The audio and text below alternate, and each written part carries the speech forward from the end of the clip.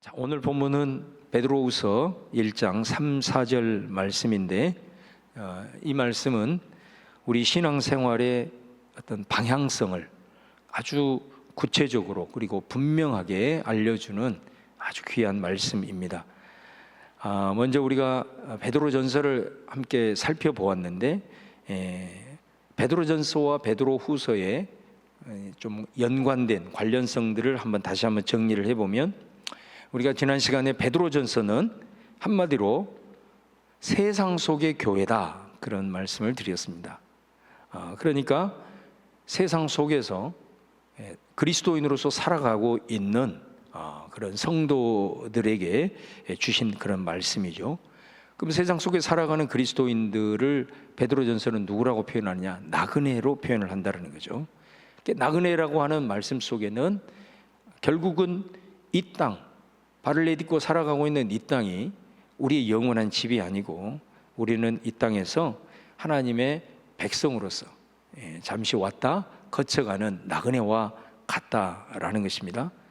그런데 이 나그네라고 하는 말 속에 그 삶이 결코 쉽지만은 않다라는 것입니다.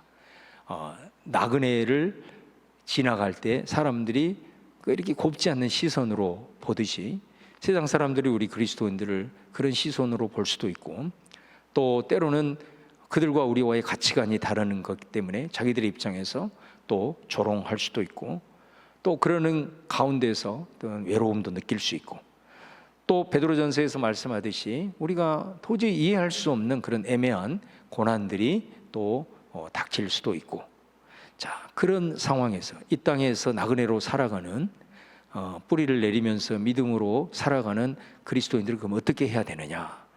바로 그들이 그 상황 속에서 어떻게 살아가야 될지를 말씀해 주는 것이 베드로전서의 말씀이다라는. 그럼 베드로후서는 뭐냐라는 겁니다. 지난 시간에도 말씀드린 것처럼 이거는 거꾸로 교회 속의 세상, 이렇게 정리할 수가 있습니다. 교회 속의 세상, 그 말은 교회 속으로 세상이 많이 들어와버렸다, 이제 그런 말 아니겠어요? 겉으로는 교회인 것 같은데 세상의 가치들이 교회 안에 들어와서 상당히 지금 혼란스러운 그런 상태를 가리키는 이제 그런 의미입니다. 물론 이렇게 베드로전서의 모습처럼 성도들이 신앙생활을 하면서 많이 힘들고 어려운 과정에서도 끝까지 믿음을 붙들려고 살아가는 그런 성도님들이 많습니다. 그런데 어려운 이런 상황이 지속이 된다거나 또 자기의 어떤 한계를 극복을 못했을 때는 이렇게 무너지기는, 또 신앙이 흔들리는 그런 성도들도 있다라는 것이죠. 근데 이 베드로후서는 이런 상황 앞에서 이런 틈을 타서 이 교회 안에 슬그머니 들어오는 사람들이 있다라는 거예요. 바로 거짓 선지자들과 거짓 교사입니다.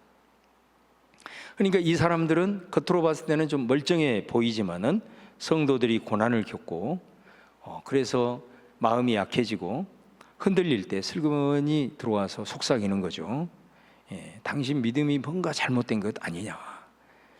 하나님이 살아계시면 너같이 이렇게 충성하고 헌신하는데 어떻게 이런 일이 일어날 수 있겠냐? 뭔가 지금 네가 알지 못하는 그런 부분들이 지금 더 걸려있다, 뭐 이런 식으로 해서 점점 하나님을 신뢰하지 못하게 만들고, 또 선포되어지는 말씀과 묵상한 말씀들을 붙잡지 못하게 만들고, 이게 다른 곳에 눈을 돌리게 함으로써 바른 신앙에서 이탈하게 만드는 이런 현상들이 이제 나타난다라는 것이죠. 그래서 이 베드로후서는 사실은 교회 안에 세상에 들어왔다, 이게 엄청난 고난과 힘든 삶의 여정 속에서 이러한 상황 속에서 성도들이 흔들리고 마음이 약해졌을 때 이런 틈을 타서 정말로 진리 아닌 세속적인 그런 가치들을 가지고 들어와서 성도들을 힘들게 하는, 이게 바로 베드로후서의 아주 중요한 배경이고 포인트다라는 것입니다. 근데 여러분, 이게 2000년 전 성경이 기록될 때만 있었느냐? 그게 아니에요. 지금도 마찬가지입니다. 교회 안에 어려움을 겪은 성도가 있으면은 이상하게 주변에서 슬그머니 접근하는 사람들이 있어요. 그래서 뭐 어디 기도원이 좋다더라, 누구한테 기도받으면 낫는다더라, 당신이 뭔가 잘못된 그 길을 가고 있으므로 너는 제대로 된 것을 배워야 한다 해가지고 자꾸 교회가 아닌 것들로 이렇게 끌고 가는 그런 경우도 지금도 존재한다라는 것입니다. 근데 여러분 꼭 기억하셔야 돼요. 내가 정말로 힘들고 그래서 그 힘든 상황으로 인해서 굉장히 혼란스러울 때는 함부로 다른 사람의 말에 귀를 기울이면 안 됩니다. 이걸 꼭 기억을 하셔야 됩니다. 그럴 때는 어떻게 해야 되느냐? 기다려야 돼요.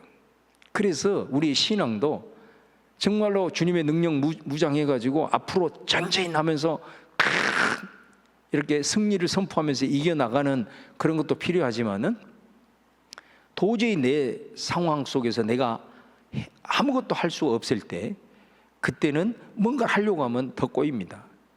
그럴 때는 하나님을 전적으로 신뢰하고 기다리는 것이 중요합니다. 그래서 성도의 믿음 중에 아주 중요한 부분이 인내예요. 버티는 능력이 필요하다는 거예요. 싸워서 이기는 것도 중요하지만 정말로 전방위적으로 다가왔을 때는 싸워도 효과가 없어요. 그럴 때는 지금까지 내가 신앙생활하면서 기른 이 맷집, 영적인 맷집을 가지고 그냥 버티는 거예요. 이것이 굉장히 중요한 영성입니다. 특별히 이런 내가 너무 힘들고 어려워서 혼란스러울 때는 여기저기 쫓아다니거나 여기저기 귀를 기울이지 말고 교회를 중심으로 해서 잘 인내하고 버티고 있어야 돼요. 그러면 하나님께서 우리를 보지 않는 것 같아도 다 보고 계시고 우리 모르게 우리 하나님께서 일하고 계신 줄로 믿습니다. 그러니까 우리가 보통 삶에도 그러잖아요. 내가 이렇게 감정이 막 북받쳐 왔을 때는 어떤 것도 결정하지 마라. 그리고 함부로 다른 사람에 대해서도 말하지 마라 그러잖아요. 그건 100% 실수가 있는 거지. 무슨 말을 하더라도 어떤 중요한 결정을 할 때라도 항상 감정이 가라앉고 내가 냉정하게 판단할 수 있을 때 결정도 하고 선택도 하라는 거죠. 신앙도 똑같다라는 것입니다. 그래서 우리가 이런 어려운 상황 속에서 막 내 마음이 흔들리고 혼란스러울 때는 이런저런 사람 말 듣지 말고 지금까지 내가 신앙생활 해왔던 그 하나님 바라보면서 인내하면서 버티고 우리 주님 앞에 나아가는 그것이 아주 중요한 믿음의 생활이다라는 것을 우리가 좀 기억을 해야 됩니다. 그러니까 어찌하든 이런 지금 상황에서 베드로 후서가 이제 쓰인 것이다라는 거예요. 베드로 후서는 3장으로 되어 있죠. 아주 짧습니다. 그런데 실제로 이런 상황을 틈타서 성도들을 혼미케 하고 미혹하는 이 거짓 선지자들에 대한 거는 2장 3장에서 다루고 있어요. 2장 3장에서. 그러면 1장이 뭐냐라는 거예요. 1장은 아예 처음부터 해결책을 딱 제시를 하고 있어요. 그러니까 이거를 보면은 이 베드로 후서의 상황이 상당히 그 어떤 긴박한 상황이라는 것을 우리가 알 수가 있습니다. 예를 들면 우리가 어떤 응급 환자가 발생을 했을 때는 어떻게 합니까? 먼저 응급처치를 하잖아요. 응급처치를 먼저 합니다. 그리고 급하면 상황에 따라서 뭐 꿰매는 수술을 하든지 제거하는 수술을 하든지 아무튼 응급 수술을 먼저 하게 됩니다. 그리고 나서 차분히 이렇게 조직 검사를 한다든지 그런 걸 통해서 이것이 문제였다라는 진단을 내리고 그 후에 계속해서 치유될 수 있도록 이제 처방을 내리는 이런 것과 똑같다라는 거예요. 그러니까 상황이 지금 엄청나게 급한데 사람의 목숨이 달려 있는데 막 많은 검사를 한다고 생각해 보세요. 지금 사람이 지금 죽게 생겼는데 지금 막 검사하고 진단부터 하고 막 검사 분석하고 이렇게 한다면은 그 중요한 골든타임을 놓치게 되면 사람의 생명을 잃을 수가 있고 더 심각한 상황에 빠질 수가 있다라는 것입니다. 그러니까 베드로 후서가 그런 상황이라는 거예요. 그러니까 베드로 후서는 1장에서부터 그냥 응급처치를 하는 거예요. 먼저 그냥 해결책을 확 제시를 하고 있는 거예요. 원래 우리가 순서는 뭐 하나를 다 이렇게 진단하고 분석하고 이렇게 해가지고 이게 답을 내리잖아요. 근데 이 베드로 후서는 1장에서 그냥 아예 먼저 해결책을 제시를 하고 나서 2, 3장에 가서 도대체 무엇이 문제였는지 이 거짓 선지자들의 가르침이 어떤 거였는지 이런 것들을 다 드러내면서 이제 진단하는 이런 패턴으로 베드로 후서가 이제 되어 있다라는 것입니다. 그러면 이 1장에서는 어떤 해결책을 먼저 딱 제시를 하고 있느냐? 베드로후서 1장은 두 가지를 말씀합니다. 두 가지 해결책을 말하는데, 그 첫 번째가 뭐냐면 신성한 성품에 참여해라. 이게 첫 번째 아주 중요한 포인트입니다. 그 다음에 두 번째는 성경을 바르게 해석해라. 이게 해결책이에요. 그러니까 1장에서는 이 두 가지를 말씀을 하고 있습니다. 그러니까 신의 성품에 너희들이 참여해야 된다. 하나님의 성품에 참여해야 된다라는 것은 그 하나님의 거룩하심, 그리고 우리가 흔히 신앙의 목표로 삼는 예수님을 닮아가라는 그런 메시지가 아니겠습니까? 그럼 왜 이 신성한 성품에 우리가 참여하라고 답을 딱 제시를 하고 있는가? 바로 그것은 이 거짓 교사들의 가르침 때문에 그런단 말이에요.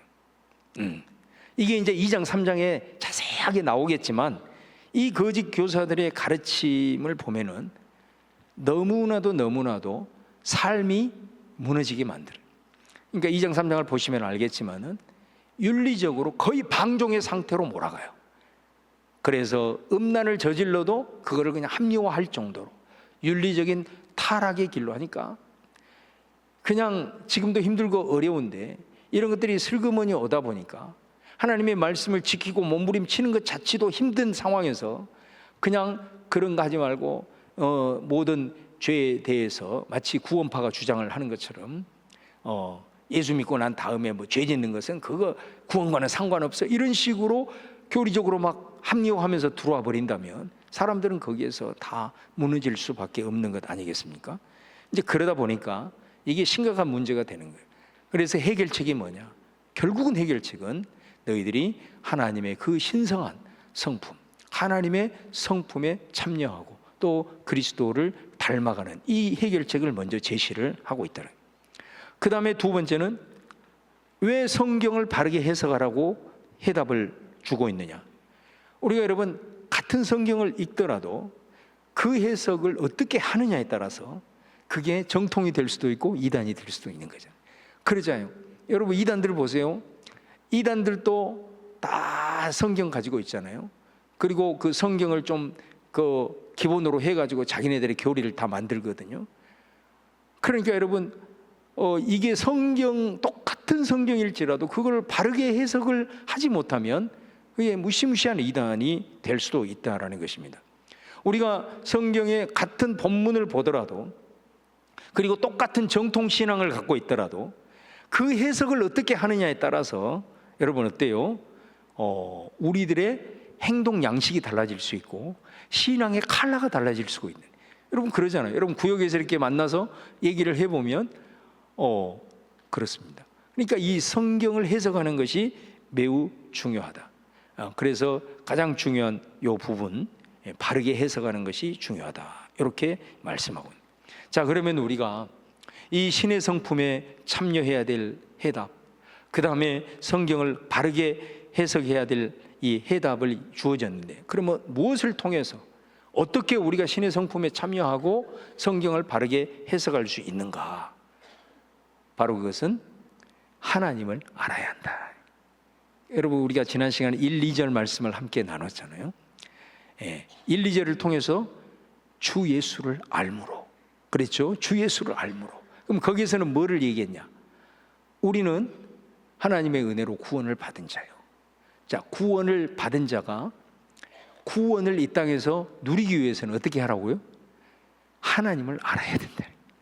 아는 만큼 누리는 거예요. 그래서 그 구원의 개념을 인사로 표현하잖아요. 은혜와 평강. 기억나시죠? 은혜와 평강. 우리가 어떻게 은혜, 삶에서 늘 항상 기뻐할 수 있는가? 그리고 어떻게 우리가 두려움과 염려와 이런 걸 극복하고 평안한 삶을 살 수 있는가? 이게 이 땅에서 우리가 누릴 수 있는 구원의 아주 중요한 부분인데, 그거는 하나님을 알므로, 그리스도를 알므로, 아는 만큼 우리가 그만 누린다라는 것입니다. 그렇기 때문에 그 말씀을 드렸고, 오늘 3, 4절 말씀도 똑같은 거예요. 그 말씀이 그대로 연결이 되는 거예요. 아는 것이 중요하다라는 것입니다. 그래서 여러분 에베소서 말씀에도 성숙한 믿음이 뭐냐, 성숙한 신앙이 뭐냐, 하나님과 그의 보내신 자 예수 그리스도를 믿는 것과 아는 것이 하나가 되는 것이 성숙한 신앙이다, 그렇게 얘기를 하잖아요. 그러니까 우리 사실은 믿는 것은 엄밀하게 말하면 하나님의 은혜인 줄로 믿습니다. 하나님은 은혜예요. 우리가 주님을 믿는다는 것은 하나님의 은혜란 말입니다. 그러면 하나님의 은혜로 자 믿어요. 이제 믿는데 중요한 것은 뭐냐? 전혀 하나님이 어떤 분인지, 또 하나님이 어떤 일을 행하셨는지 그런 것을 우리가 알지 못하고 또 그것을 실제적으로 우리들의 삶에 체험함으로써 경험이 안 돼버리면 어떻게 되겠어요? 우리의 믿음은 그냥 은혜로 받은 그 믿음의 수준이에요. 그냥 어린아이 같은 그 믿음으로 살아갈 수밖에 없어요. 그러나 계속해서 이제 우리가 구원을 받아, 은혜로 구원을 받아 이제 주님을 믿으니 그 이후부터는 우리의 목표는 뭐냐? 계속해서 주님을 알아가는 거예요. 할렐루야. 알아가야 돼요. 그럴 때만이 믿음도 성장하고 주님을 전적으로 신뢰하고 그 주님을 전적으로 신뢰하는 자를 통해서 하나님은 또 위대한 일을 행하시고 이렇게 가는 거단 말이죠. 그래서 오늘 구원을 위해서도 이 땅을 살아가면서 우리가 하나님의 나라를 맛보며 구원을 누리는 삶을 위해서라도 우리가 예수님을 계속해서 하나님을 알아가야 되는 것이고, 그 다음에 오늘 말씀은 이 신의 성품에 참여하고 이 하나님의 말씀을 바르게 해석하기 위해서라도 또한 하나님과 예수님을 알아야 된다라고 말씀을 하고 있습니다. 그래서 오늘 3, 4절 말씀은 그럼 하나님을 안다는 게 뭐야? 예수님을 안다는 게 뭐야? 그거를 구체적으로 3가지로 설명을 해주고 있다라는 것입니다. 자, 1장 3절을 다시 한번 읽어보겠습니다. 자, 시작. 그의 신기한 능력으로 생명과 경건에 속한 모든 것을 우리에게 주셨으니 이는 자기의 영광과 덕으로서 우리를 부르신 이를 알므로 말미암음이라. 자, 우리가 2절 하반절에 우리가 어떻게 구원을 누리느냐? 주 예수 그리스도를 알므로 은혜와 평강을 누린다 그랬죠.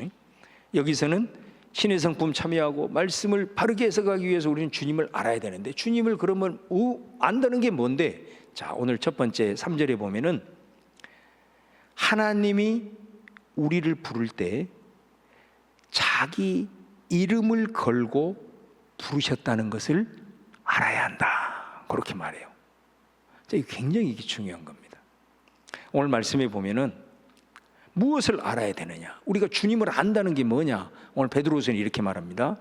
자기의 영광과 덕으로서 우리를 부르신 이를 알므로, 이렇게 얘기합니다. 그러니까 우리가 뭘 알아야 된다고요?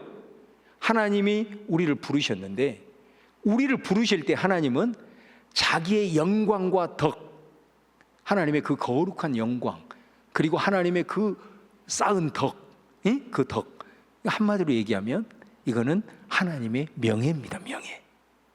그러니까 여러분, 저와 여러분이 구원을 받아 하나님의 백성이 된 것은 우리가 뭐 조건이 맞아가지고 아니면 우리의 어떤 공로로 그분을 막 찾아가서 우리가 구원을 받는 게 아니고, 죄인된 우리, 소망이 없는 우리, 하나님의 아들이신 예수님이 우리를 죄인으로서 죽어 사망 가운데 있는 우리에게 찾아오신 줄로 믿습니다.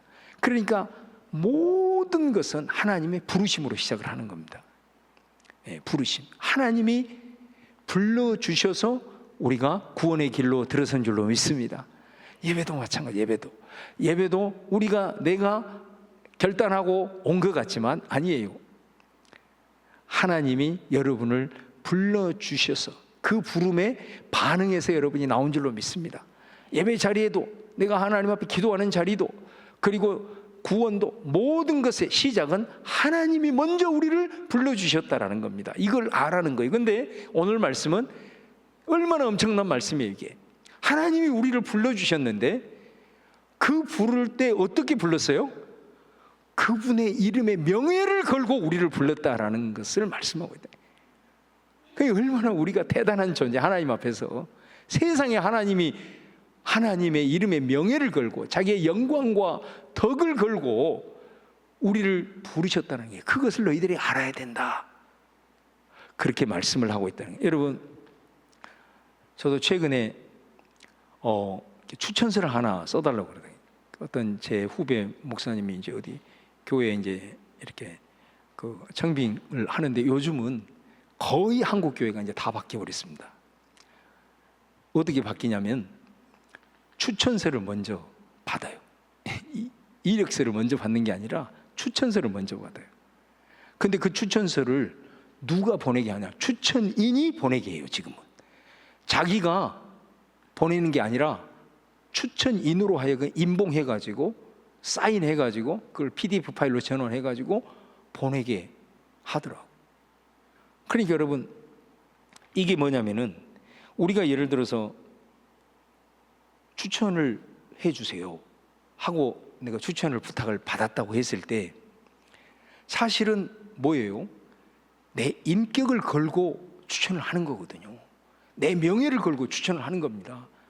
이거는 대충 좋은 소리를 쓸 수가 없는 거예요. 추천서는. 왜 그래요?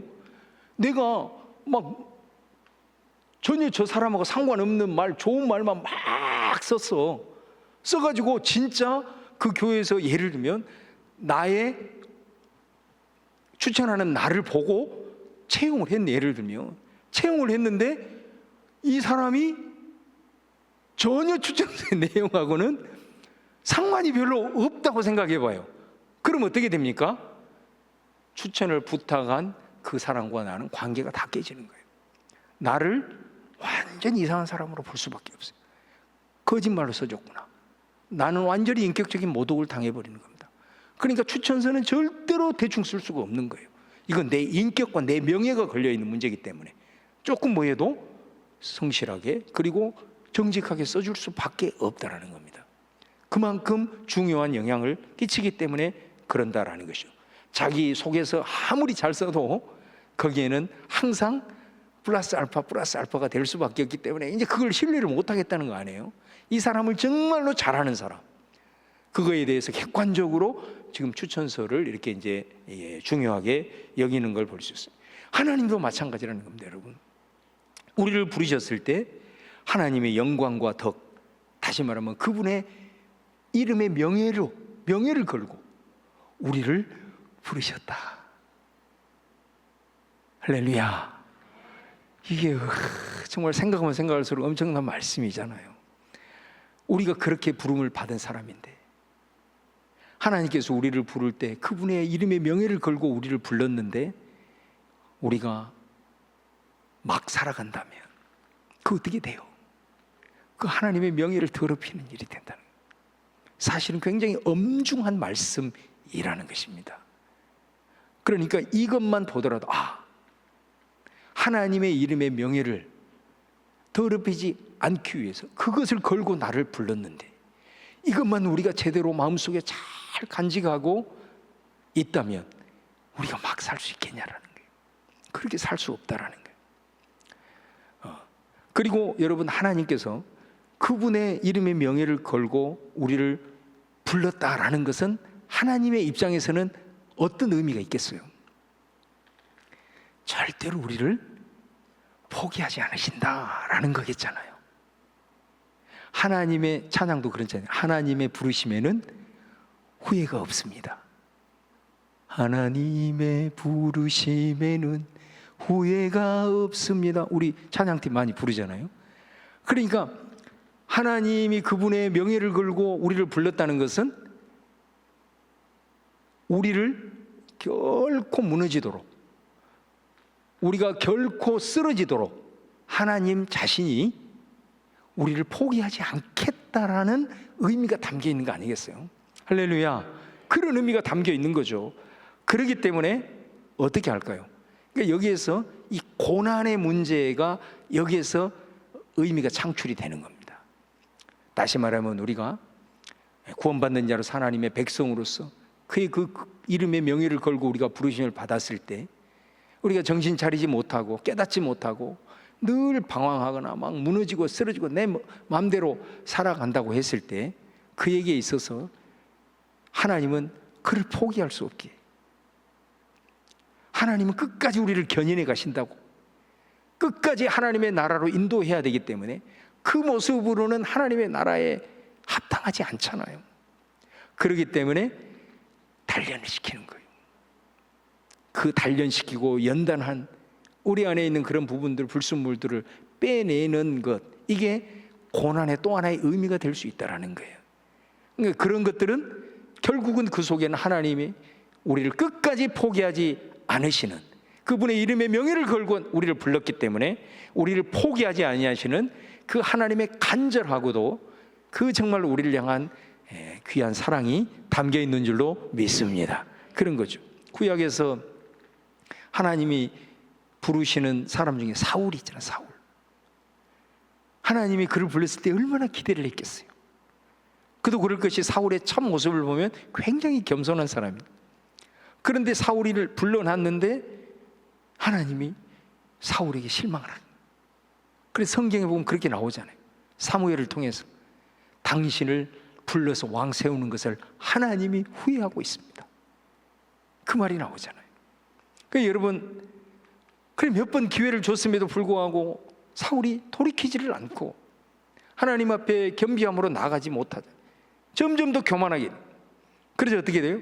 결국 사울은 버림을 당합니다. 자, 이제 하나님이 다윗을 부릅니다. 여러분, 다윗을 불러요. 다윗을 불러놓고 하나님이 왕 되기까지 13년 동안 다윗을 어떻게 하죠? 시편을 보면 알잖아요. 시편을 보면 다윗이 얼마나 그 기간이 힘들었는가. 진짜 말 그대로 고난 그 자체의 삶이에요. 하나님 그렇게 만들어요. 왜? 하나님의 부르심에는 후회가 있어서는 안 되는.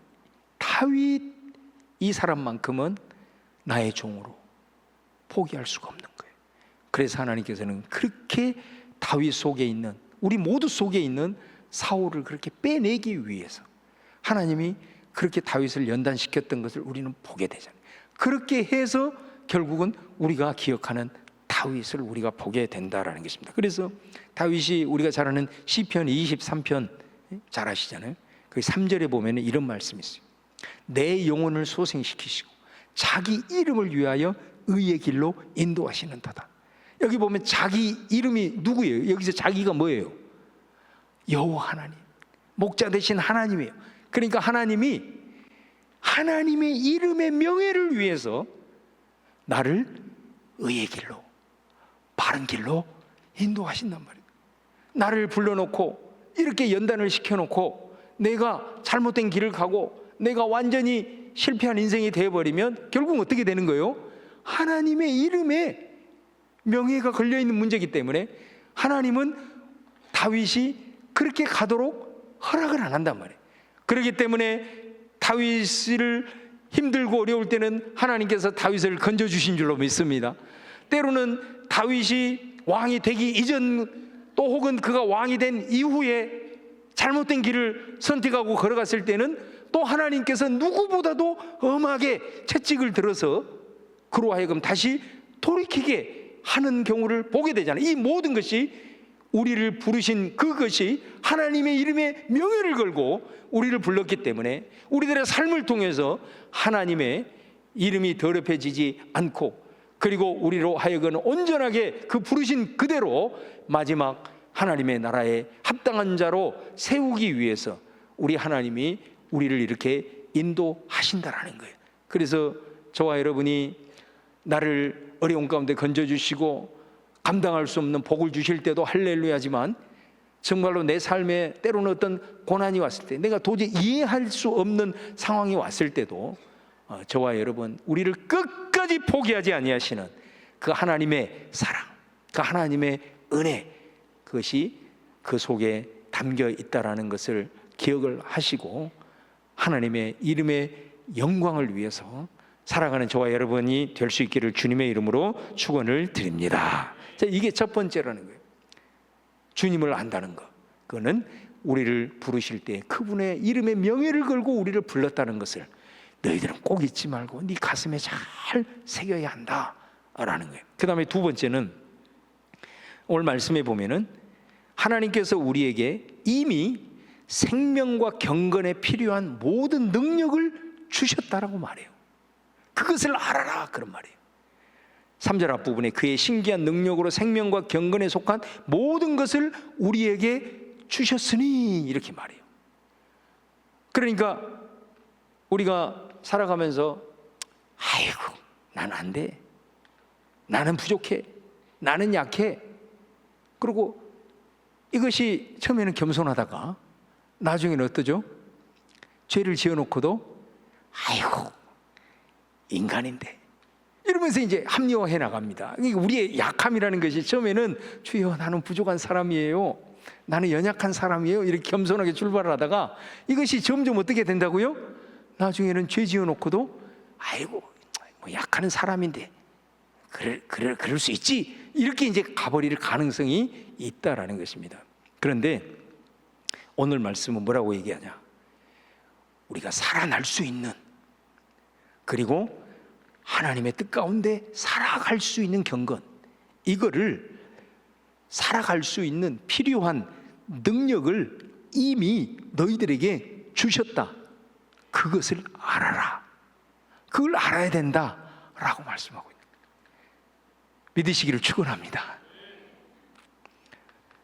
그래서 그러면 도대체 어떻게 그 능력을 우리에게 줬다는 거지? 어떻게 우리가 죽음의 골짜기에서도 생명, 살아날 수 있는 능력이 우리 안에 있는 거지? 어떻게 나같이 부족한 사람이 그렇게 경건한 삶을 살아갈 수 있는 능력을 주셨다는 거지? 그럼 뭐겠어요? 결국은 우리 안에 계신 예수님의 영, 그리스도의 영, 성령님인 줄로 믿습니다. 그 성령님이 우리 안에 내주에 계심으로 이거를 확증을 하셨단 말이에요. 성령님이 우리를 떠났다가 말았다가 아니라 아예 우리 안에 영원토록 내주에 계시는데, 그 성령님이 바로 우리로 하여금 생명의 삶으로, 경건의 삶으로 살아갈 수 있도록 우리를 인도하고 우리에게 힘 주시는 분이신 줄로 믿습니다. 그래서 갈라디아서 5장에도 우리 그리스도인의 윤리를 얘기하면서 뭐라고 얘기합니까? 너희들은 어찌하든 성령을 쫓아서 행해라, 성령의 인도함을 받아라, 이렇게 말하는 이유가 우리는 오직 경건과 생명의 길은 오직 성령님의 능력으로, 그 성령이 내 안에 있다는 것을 확실히 알고, 어떤 죽음의 골짜기에서도 너는 네 인간적으로 보면 너는 절망해서 끝장날 것 같지만 네 안에 성령님이 계시기 때문에 너는 일어날 수 있다는 거예요. 그 네 힘이 아니라 성령님으로 인하여 일어날 수 있다는 거예요. 그리고 항상 부족하다가 그렇게 그런 말 하지 말고, 부족하더라도, 나는 부족하더라도 내 안에 계신 성령님의 능력으로 우리는 경건의 삶을 살아갈 수 있다. 할렐루야. 그 말씀 하시는 거 아니에요? 그래서 어쨌든 저와 여러분이 성령님, 진리의 영 성령님, 기도의 영 성령님, 말씀과 기도를 통해서 가까이 함으로써 내 안에 성령이 충만할 수 있도록, 성령이 충만해야 은사도 나타나고, 성령이 충만해야 사랑으로부터 시작해서 절제에 이르는 열매도 나타나고, 할렐루야. 그래서 우리가 늘 말씀과 기도, 그 안은 내 속에 있는 성령님이 나를 지배할 수 있도록 그 통로를 계속해서 열어주는 것이 말씀을 가까이 하고 늘 기도하는 거예요. 그럴 때만이 성령님이 나를 강권하시고 나를 지배하시고 나를 다스려서 절망 가운데서도 일어나게 하시고 생명의 역사를 주시고 경건의 능력으로 살아갈 수 있게 하는 줄로 믿습니다. 그것을 꼭 기억하라. 이미 주셨다. 그렇게 살아갈 수 있는 능력을 이미 주셨다. 그분이 바로 우리 안에 내주신 성령님이라는 것을 꼭 기억할 수 있기를 바랍니다. 그다음 마지막 세 번째는 뭐를 알아야 하느냐? 하나님께서 우리에게 보배롭고 지극히 큰 약속을 주셨다라는 거예요. 4절 말씀에 그 보배롭고 지극히 큰 약속을 우리에게 주셨다. 그러면 여기에서 이 약속은 뭘까요? 베드로후서를 읽어보면 알아요. 특별히 3장에서 강조하고 있는 내용이에요. 이 약속은 재림의 약속이에요. 내가 다시 온다라는 거예요. 예수 그리스도께서 다시 온다, 종말의 약속이에요. 그러니까 이거는 뭐냐? 거짓 교사들의 가르침 중에 특징 중에 하나는 뭐냐면은 예수님의 재림을 부정하거나 재림이 없다. 그래서 베드로후서에서 아주 유명한 말이 나오지 않습니까? 하나님에게는 하루가 1000년 같고 1000년이 하루 같다는 것을 잊지 말아라. 하나님은 예수 그리스도를 반드시 재림하게 하시지만은 더딘 이유는 많은 사람들이 회개하고 돌이켜서 하나님의 나라에 들어가기를 원하신다라는 영감의 말씀을 주고 있는 이유가 거기인 거예요. 사람들이 예수님이 금방 올 것 같았는데 예수님이 늦어지자 에이 재림 물 건너 갔는 것 같다, 그거는 뭐 다른 방식으로 어떻게 됐는갑다, 이렇게 해가지고 계속해서 이 재림에 대한 부정하는 일들이 초대교회 전체를 뒤엎었어요. 이 베드로후서 여기뿐만이 아니고. 자, 그랬을 때 말씀하는 거예요. 이 보배롭고 귀한 약속을 우리에게 주셨다라는 것을 기억해라. 그 약속은 예수님은 반드시 재림한다라는 거예요. 그러면 그 재림이 가지고 있는 의미가 뭡니까? 우리는 결국 하나님 앞에 서게 된다라는 거죠. 그러니까 제가 항상 하는 얘기가 재림은 종말 중에서도 우주적 종말이에요. 이제 그건 다 끝나는 거예요. 그리고 이전에 하늘과 땅은 다 사라지고 새 하늘과 새 땅이 시작되는 그 시점이 예수님의 재림이고, 근데 종말은 그것만 있는 게 아니라 그랬죠. 뭐가 있어요? 개인적 종말이 있어. 뭐예요? 육신의 죽음이에요. 다 똑같은 거예요. 공통점이 뭐예요? 기회가 없다는 거예요. 내가 살아서 예수님의 재림을 맞이하든 내가 예수님이 안 와도 내가 개인적으로 죽어, 더 이상 기회는 없다는 종말에 대한 공통점이 있는 거예요. 그러니까 이 재림, 종말 신앙은 뭐냐? 이 약속을 분명히 우리에게 주셨다. 이거를 꼭 너희들이 알아야 된다. 그리고 그것을 꼭 믿고 살아야 되는데, 우리가 그것을 알면 우리는 어떤 모습으로든 하나님 앞에 나중에 서는 존재구나, 서게 되는구나. 여러분, 요 생각이, 요 알미 우리들의 가슴 속에, 우리들의 영의 깊은 곳에 새겨져 있다고 생각해 보세요. 그 사람이 정욕을 따라 지 마음대로 타락하면서 살 수 있겠어요? 살 수 없어요. 하나님 앞에 서게 된다는 종말 신앙이 내 안에 충만하면 그런 길을 가다가도 얼른 돌아오고, 무너졌어도 다시 일어나, 그리고 그냥 방종의 삶이 아니라 절제하면서 살아갈 수밖에 없는 거예요. 하나님 앞에 내가 서게 된다는데 내가 어떻게 막 살 수가 있어요? 바로 이런 의미다라는 것입니다. 그래서 이 세 가지를 아는 것을 오늘 베드로후서는 하나님과 예수님을 아는 것이다. 이것을 알면 우리는 신의 성품에, 하나님의 그 성품에 참여하게 된다라고 말씀합니다. 신의 성품에 참여한다는 것은 부족한 우리가 예수님을 닮은 그 과정 속에서 삶이 조금씩 변한다라는 의미 아니겠어요? 그래서 여러분, 이제 5절부터 뭐가 나오느냐? 우리가 이런 하나님을 알고 나아갈 때에 우리가 이제는 예수님을 믿는 그 순간부터, 믿음부터 시작을 해가지고 단계적으로 하나씩 우리가 변화되는 것에 대한 내용이 5절부터 나와요. 믿음 위의 덕을. 이 내용이 그 내용이단 말이에요. 이게 엄청나게 중요한 말씀이에요. 그래서 여러분, 우리가 이 세 가지를 잘 기억하고 이것을 우리가 확실히 알 수만 있다면 하나님의 성품에 이제는 참여하게 된다. 그런 모습으로 하나님의 그 성품, 거룩하신 모습으로, 예수님을 닮은 모습으로 점점 우리가 변화되어 간다라는 거. 할렐루야. 그래서 변화되어 감으로써 이 거짓 선지자들이 얘기한 그런 세상의 수준과는 다른 구별된 사람으로 우리가 변화되어져 갈 수 있다라는 것을 말씀을 하는 겁니다. 자, 오늘 말씀을 마무리하면서 여러분, 서두에서도 말씀드렸듯이 하나님께서는 우리를 그분의 주권적인 은혜로 불러주셔서 우리가 구원을 받았습니다. 그래서 우리는 다 나중에 천국에 들어갈 줄로 믿습니다. 근데 우리의 모습이 하나님의 나라에 들어가는 데 있어서 합당하지 않는다면 이게 보통 문제가 아닌 거예요. 내가 구원받아 이제 하나님 나라 가는데, 이제 하나님의 나라에 들어가는 그 문 앞에서 내 모습을 보면 도저히 이건 하나님의 나라, 거룩하신 그 하나님 앞에서 합당하지 않는다고 한번 그럴 일은 없겠지만 혹이라도 한번 그 상상을 해보세요. 그건 얼마나 지금 심각한 문제냐고. 이게 큰 문제잖아요. 그렇기 때문에 하나님께서는 우리가 이 땅을 살아가는 동안에 우리를 하나님의 성품에 맞게 바꾸어 가시는 거예요. 바뀌어가 계속해서. 그래서 하나님의 나라에 가까이 이르면 이를수록, 그래서 젊은 20대보다도 하나님의 나라에 갈 나이가 되면은 더 거룩합니다. 틀림없는 사실이에요.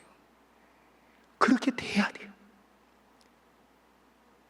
하나님의 성품에 합당한 자로 점점 바뀌어져 가는 이런 모습을 위해서 하나님께서는 때로는 그렇게 말씀 안에 능동적으로 적극적으로 그렇게 하지 않는 사람들이 있다면 때로는 하나님께서 연단도 하시고 이렇게 해가지고 우리로 하여금 결국은 하나님의 나라에 합당한 자가 되도록 하기 위함이다라는 것입니다. 어떤 환자가 의사에게 찾아와가지고 어디가 불편해서 오셨어요? 이렇게 의사가 물어보니까 손으로 그냥 여기를 만지면서 여기 아파 죽겠다고 그러고, 배 밑을 여기 이렇게 하면서 배 밑이 아프다고 그러고, 머리 막 누르면서 머리도 아프다고, 안 아픈 곳이 없다고 얘기를 하는 거예요. 그러니까 의사가 가만히 듣더니 좀 이상한 거야. 그래가지고 당신 손 한번 줘보라.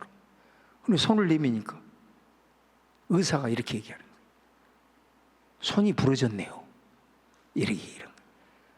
그러니까 머리를 누르면서 머리가 아프다고, 손이 부러졌는데 가슴을 누르면서 가슴이 아프다고 얘기하고, 배를 누르면서 배가 아프다고.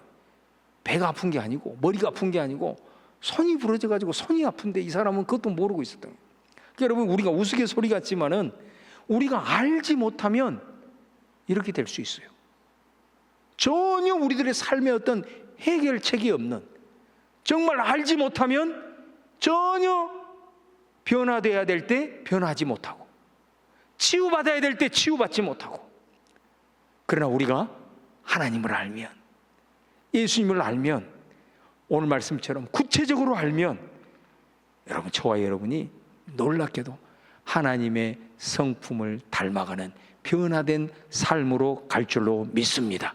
그 과정에서 우리의 연약함이 치유되고 우리들의 연약함이 회복이 되고 점점 더 변화되는 삶은 오직 그리스도이신 예수님, 그리고 우리 하나님을 알아갈 때만이 가능하다라는 것을 우리가 기억을 하시면 돼요. 이제 다음 시간에는 신의 성품에 참여하는 이 구체적인 단계를 베드로후서에서는 말씀하고 있는데, 우리의 신앙의 여정을 통해서 믿음으로부터 출발을 해서 마지막 단계에 이르기까지 우리가 비전을 가지고 나아갈 때 이 말씀을 묵상하고 상고하는 가운데 그렇게 변화되고 또 성장해 가는 우리 사랑하는 번양의 가족들 다 되어져서 정말로 때로는 힘들고 어려울 때 우리를 혼란케 하는 상황으로부터도 우리가 넉넉히 분별하고, 그리고 예수님의 재림이 없다라고 방탕에 내몰리고 있는 이 현실 속에서도 우리가 그 약속 붙들고 끝까지 하나님의 나라에 합당한 자로 세워져 가는 은혜가 우리 모두에게 있기를 주님의 이름으로 축원을 드립니다.